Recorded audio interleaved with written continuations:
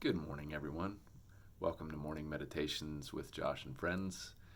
We concluded our study of Judges yesterday, and now we're going to focus our attention to a question.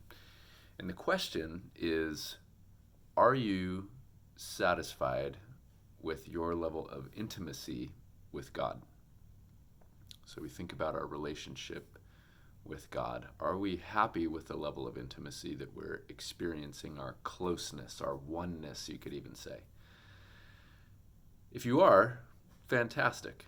I would personally love to hear more about your spiritual life and how you've been able to get to that point. If you're not exactly that satisfied with the level of intimacy in your relationship with God, we're going to be launching a new sermon series starting this upcoming Sunday, and we're going to study for 2 weeks something called practice-based Christianity, or what we might call in our Wesleyan tradition, practical divinity. And practical divinity, practice-based Christianity, takes us beyond what is written on the pages of our Bible. It doesn't replace what's going on in our Bible. It's sort of a complementary augment to what we're reading in the scriptures that's helping us grow intellectually.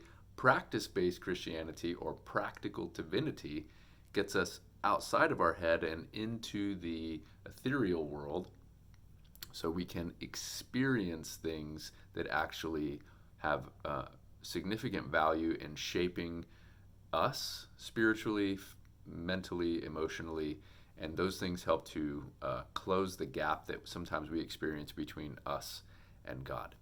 So we're going to be looking outside of our Bibles for the next couple of weeks, and these morning meditations are going to reflect the sermon series that we're going to be doing.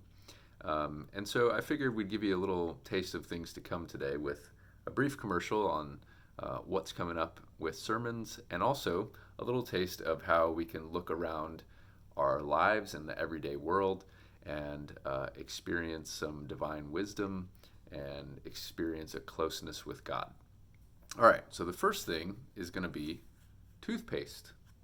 Yeah, what can we learn from toothpaste? Well, if you've been around the church for a while and you've been in youth group, you've probably seen toothpaste used as the example of, being careful with your words. Because if you were to, take the cap off and squeeze all the toothpaste out, once it's all out and empty, you can't put the toothpaste back in.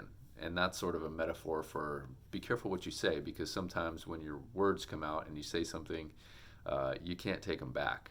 And so that's good wisdom. That's good wisdom that we learn from toothpaste. But that's not what I wanted to share with you this morning specifically.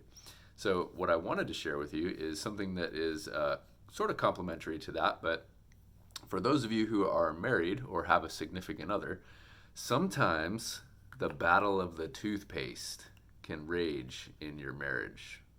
What do I mean by that? Well, there's 2 types of people. Well, there's 3 types of people, I guess. There are top squeezers. You go to put it on, you squeeze from the top, and then this happens.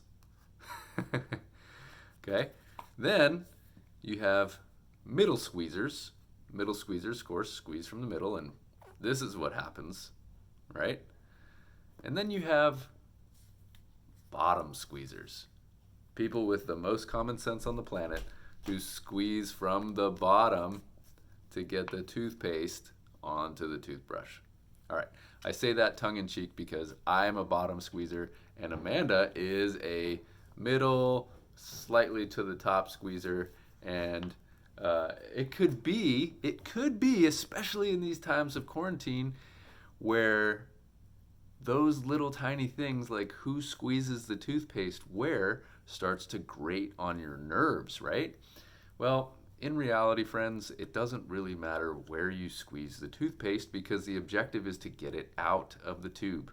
And so what we might learn from that is there's just different ways to do things, different ways to get the toothpaste out of the container. And they're not wrong per se, they're just different. And so whenever we experience something like that, something simple, something easy, like, oh, you squeeze the toothpaste from the middle, it's an opportunity for us to pause for a second and reflect on, wait a minute, why am I getting so irritated about the toothpaste?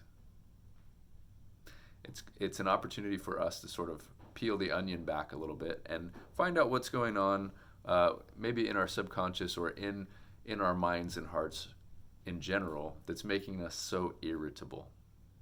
And then we can do something about it. We can pray about it. We can talk about it.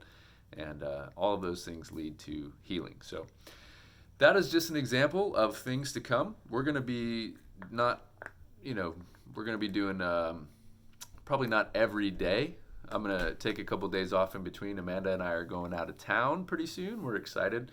It's our belated anniversary travel plans. But stay tuned. I hope you're looking forward to the series. And let me know if you have any questions. I love you guys, and we'll see you soon.